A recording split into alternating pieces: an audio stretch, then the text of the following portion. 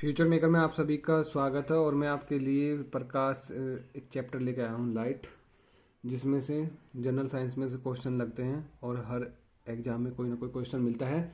चलिए प्रकाश से स्टार्ट करते हैं, और अगर मेरी वीडियो अच्छी लगे तो लाइक और शेयर कीजिए। चलिए स्टार्ट करते हैं वीडियो। प्रकाश क्या है? प्रकाश, मैं कीवर्ड बता रहा हूँ आपको, समझिए, फिर उससे संबंधित क्वेश्चन आएंगे। चलिए स्टार्ट करते हैं। प्रकाश क्या? प्रकाश विद्युत या ऊष्मा की तरह ऊर्जा का एक ही रूप है।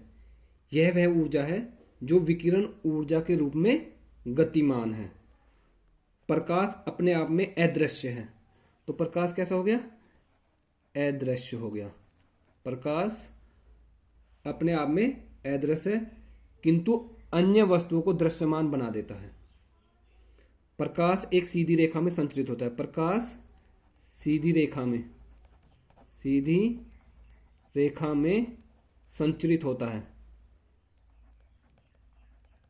संचरित का मतलब चलता है।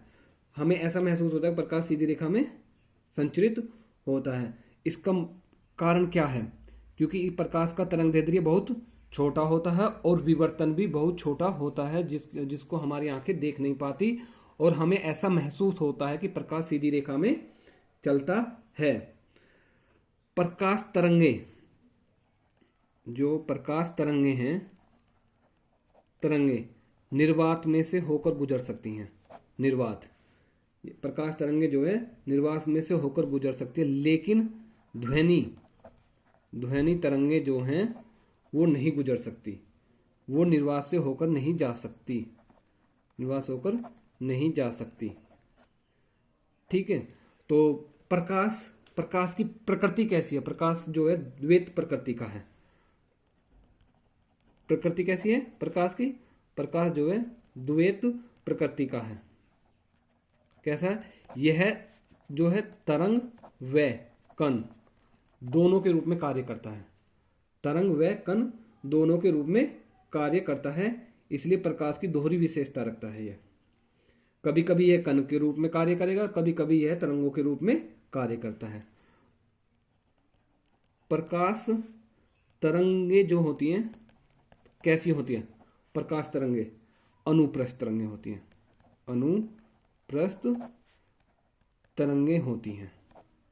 अनुप्रस्थ तरंगे होती हैं। और ध्वनि तरंगे क्या होती हैं?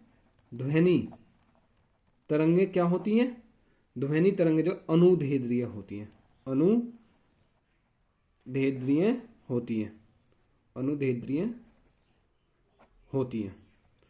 तो समझ में आया होगा क्वेश्चन क्या है। प्रकाश जो है सीधी रेखा में संचरित होता है। प्रकाश जो है अदृश्य है।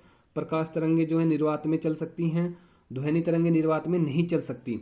प्रकृति कैसी है प्रकाश की? द्वैत प्रकृति का है, तरंग और कण के रूप में। कभी कभी यह तरंग के रूप में कार्य करता, कभी कभी है कण के रूप में। तो प्रकाश तरंगे कैसी है? अनुप्रस्थ तरंगे। और ध्वनि तरंगे किस प्रकार की तरंगे?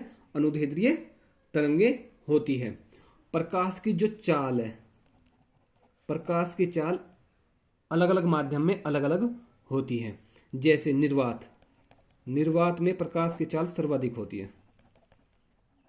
क्या होती है? सर्वाधिक होती है। कितनी होती है?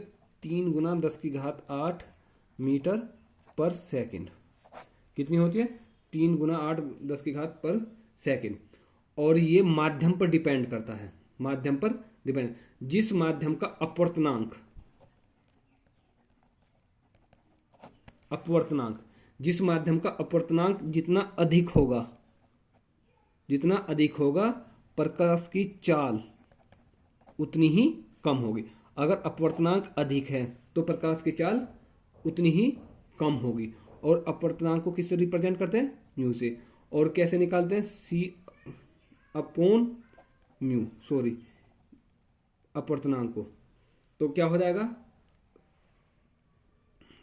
म्यू ही रहेगा, म्यू और C/u, जो भी प्रकाश की चाल होगी। प्रकाश की चाल होगी। और सी क्या है यहाँ पे? निर्वात में प्रकाश की चाल है। निर्वात में प्रकाश की चाल है। और यू क्या है? प्रकाश की चाल। क्योंकि हर एक माध्यम में अलग अलग होती है और ये म्यू है। इस अपवर्तनांक इस तरह से करें, यानी कि किसी माध्यम का अपवर्तनांक जितना अधिक होगा उसकी चाल उतनी ही कम होगी। अपवर्तनांक कम होगा तो चाल अधिक होगी, एक दूसरे के रेसिप्रोकल। जैसे मैंने कुछ अपवर्तनांक दिए हुए हैं कि निर्वात में क्या चाल होगी, जल में क्या चाल होगी, कांच में क्या चाल होगी, हीरे में क्या चाल होगी। इस तरीके से एक आता है प्रकाश का अपवर्तन। प्रकाश का अपवर्तन, प्रकाश का अपवर्तन क्या होता है ये समझते हैं। एक समान माध्यम में प्रकाश किरणें सीधी रेखा में चलती हैं, परंतु जब प्रकाश की किरण एक पारदर्शी माध्यम से दूसरे पारदर्शी माध्यम में प्रवेश करता है तो वह अपने मूल पथ से विचलित हो जाती है। इस घटना को प्रकाश का अपवर्तन कहते हैं। कैसे हो गया, मान लीजिए ये कोई माध्यम है और ये हमने डिवाइडेशन लगा दिया जिसे हम अभिलंब कहते हैं, अभिलंब कहते हैं। अब मान लीजिए ये किरण जो प्रकाश की ओर से आ रही है, प्रकाश की तरफ, सूर्य की तरफ से, तो इसे बोलेंगे आपतित किरण, आपतित किरण। अब ये कैसा माध्यम है, ये विरल माध्यम है, और ये कैसा माध्यम है, सघन माध्यम है। जैसे किरण आएगी तो क्या करेगी, ये अपरिवर्तित किरण हो जाएगी, यानी कि बदल के अपना अपवर्तित किरण हो जाएगी। ये क्या हो जाएगी, अपवर्तित किरण। तो क्या होता है, पहले माध्यम में चलने वाली किरण को आपतित किरण तथा दूसरे माध्यम में चलने वाली किरण को अपवर्तित किरण कहते हैं। आपतित किरण दो माध्यमों को तलों को पृथक करने वाले तल को जिस बिंदु पर स्पर्श करती है उसे आपतन बिंदु कहते हैं। ये आपतित किरण आई, इसने इसको पृथक किया, इस बिंदु से जाके ये यहां से चली गई, तो इसको क्या बोलेंगे, अपवर्तित किरण कहते हैं। और इस जिस बिंदु से ये पृथक हो रही है उसे आपतन बिंदु कहते हैं। आपतन बिंदु पर खींचा गया ये जो है, ये इसे अभिलंब कहलाता है। आपतित किरण और अभिलंब के बीच, आपतित किरण और अभिलंब के बीच जो कोण बनता है उसे आपतन कोण आई, और जो अपवर्तित किरण और अभिलंब के बीच बनता है उसे क्या कहते हैं, अपवर्तन कोण, अपवर्तन कोण कहते हैं। ठीक है, ये बात समझ में आई होगी आपके। चलिए नेक्स्ट पढ़ते हैं। इस तरह का है, वर्ण विक्षेपण होता है। वर्ण विक्षेपण क्या है, देखिए, प्रकाश का अपवर्तन। क्या बताया था प्रकाश का अपवर्तन, जब कोई आपतित किरण एक माध्यम से दूसरे माध्यम में प्रवेश करती है, यानी कि एक विरल माध्यम से सघन माध्यम में प्रवेश करती है, तो ये अपने मार्ग से विचलित हो जाती है, तो उसे प्रकाश का अपवर्तन कहते हैं। जैसे आपतित किरण ये आई और यहाँ से जहाँ जिस बिंदु से ये अपना रास्ता इसने परिवर्तित किया, अपवर्तित किरण कहलाएगी वो। और इनके बीच, और ये जहाँ बिंदु ये टच कर रहा है, आपतित किरण और ये अपवर्तित किरण जहाँ पे, अगर इससे हम होता हुआ एक लंब खींचे तो उसको क्या बोल रहे हैं, अभिलंब। और आपतित किरण और अभिलंब के बीच बनने वाला कोण क्या होता है, आपतन कोण। और अपवर्तित किरण और अभिलंब के बीच बनने वाला कोण क्या होता है, अपवर्तन कोण कहलाता है। चलिए, इसी तरह से परावर्तन है, दर्पण है, समतल दर्पण है, गोलीय दर्पण में फिर आ जाते हैं, अवतल दर्पण है, उत्तल दर्पण है। इस तरह से ये प्रकाश के चैप्टर में सभी होते हैं। चलिए अब पढ़ते हैं वर्ण विक्षेपण।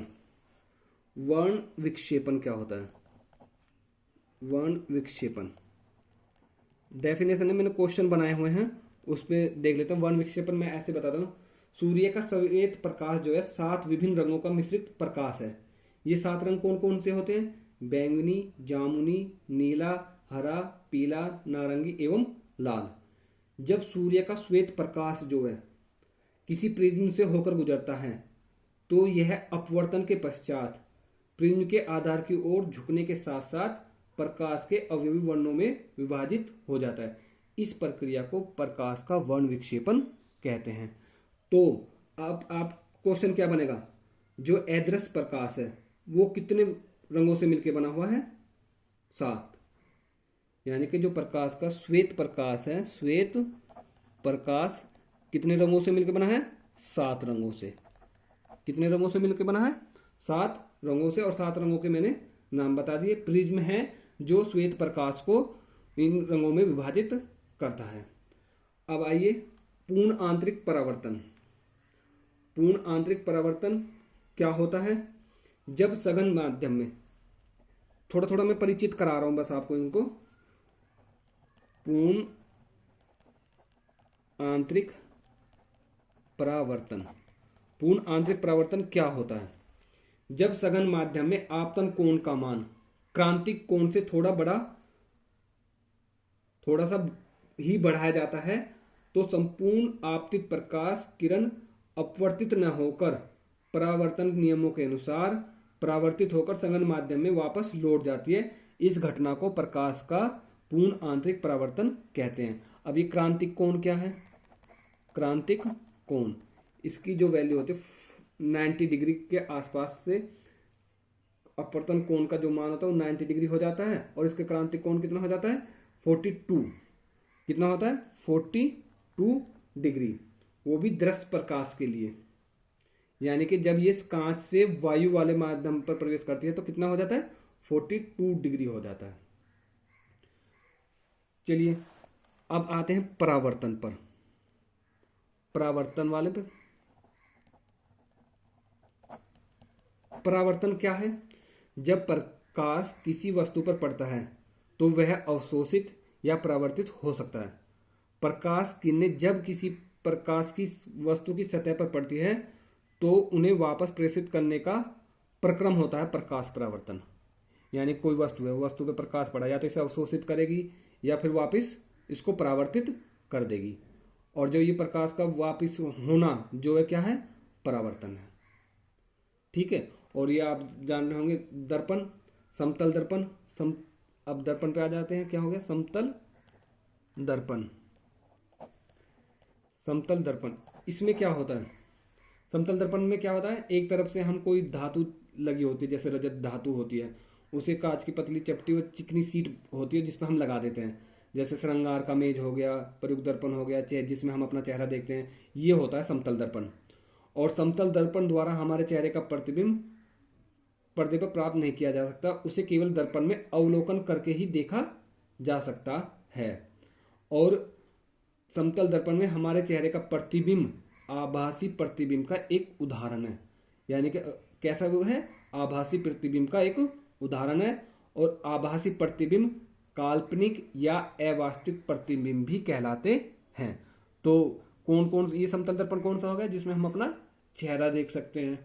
और कैसा प्रतिबिंब बनाता है? ये आभासी प्रतिबिंब का एक उदाहरण है। समतल द्वारा बना प्रतिबिंब की प्रकृति कैसी होगी? आभासी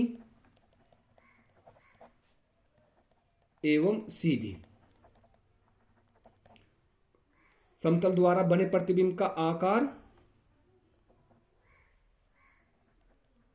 वस्तु के आकार के बराबर होता है। आकार जो है वस्तु के आकार का होता है। ये क्वेश्चन बहुत आता है कि समतल दर्पण में अगर कोई किसी वस्तु का प्रतिबिंब बन रहा है तो वो कैसा बनेगा? वो वस्तु के आकार का और बराबर होगा। समतल दर्पण से बना वस्तु का प्रतिबिंब दर्पण के पीछे उतनी ही दूरी पर बनता है जितनी दूरी पर वस्तु दर्पण के सामने रखी है।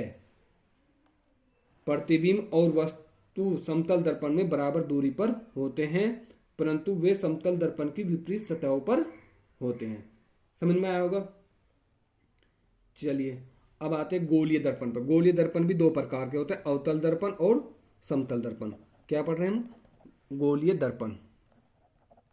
गोलीय दर्पण ये कौन कौन से प्रकार के होते हैं? एक तो अवतल दर्पण हो गया, अवतल दर्पण, और एक हो गया उत्तल दर्पण। कौन सा हो गया? उत्तल दर्पण। चलिए इनमें थोड़ा थोड़ा मैं जो मोस्ट क्वेश्चन है उनमें दे रहा हूं। जिसमें प्रकाश का परावर्तन अवतल है अर्थात अथवा अंदर की मुड़ी हुई सतह पर होता है, ऐसे होता है, और इधर क्या होता है? पेंट हुआ होता है। तो ये क्या हो गया? अवतल दर्पण हो गया। अब ये किस किस चीज में यूज होता है? जैसे दंत चिकित्सक है, वो किस किस में यूज कर रहे हैं? दंत चिकित्सक हो गया। दंत चिकित्सक क्वेश्चन आ जाता है कि अवतल दर्पण का प्रयोग किसमें होता है, दंत चिकित्सक में होता है, दांतों को बड़ा करके देखने में होता है। और किरण पुंजों के पाने यानी टॉर्चों में होता है, टॉर्च बैटरी बोलते हैं जिसे, हेडलाइट में होता है, किसमें होता है, हेडलाइट में हो जाएगा, सर्च लाइट में हो गया। तो अवतल दर्पण का प्रयोग किस किस में हो रहा है, दंत चिकित्सक, टॉर्च, हेडलाइट, सर्च लाइट आदि में प्रवर्तक रूप में होता है। और एक किस में होता है, दाढ़ी बनाने वाले दर्पण में भी होता है। किस में होता है, दाढ़ी बनाने वाले दर्पण में भी किसका, अवतल दर्पण का प्रयोग किया जाता है। उत्तल दर्पण क्या हो गया, उत्तल दर्पण ये क्या हो जाएगा, ये तो हो जाएगा पेंट किया हुआ, और ये प्रकाश का परावर्तक उत्तल सतह हो जाएगी जिसमें प्रकाश लगा। इसका प्रयोग हम किस किस में कर सकते हैं, उत्तल दर्पण का, उत्तल दर्पण का प्रयोग हम किस किस में कर सकते हैं, यातायात वाले,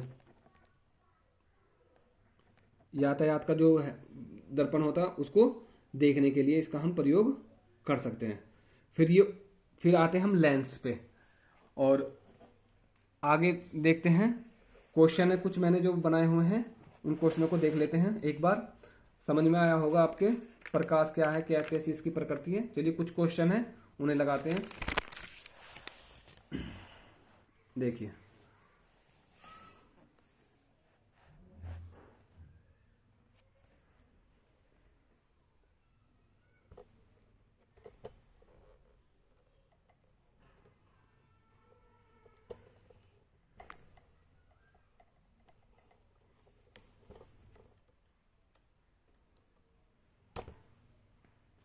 चलिए देखते हैं, अब इसमें पूरा आ जाएगा आपका, कोशिश की।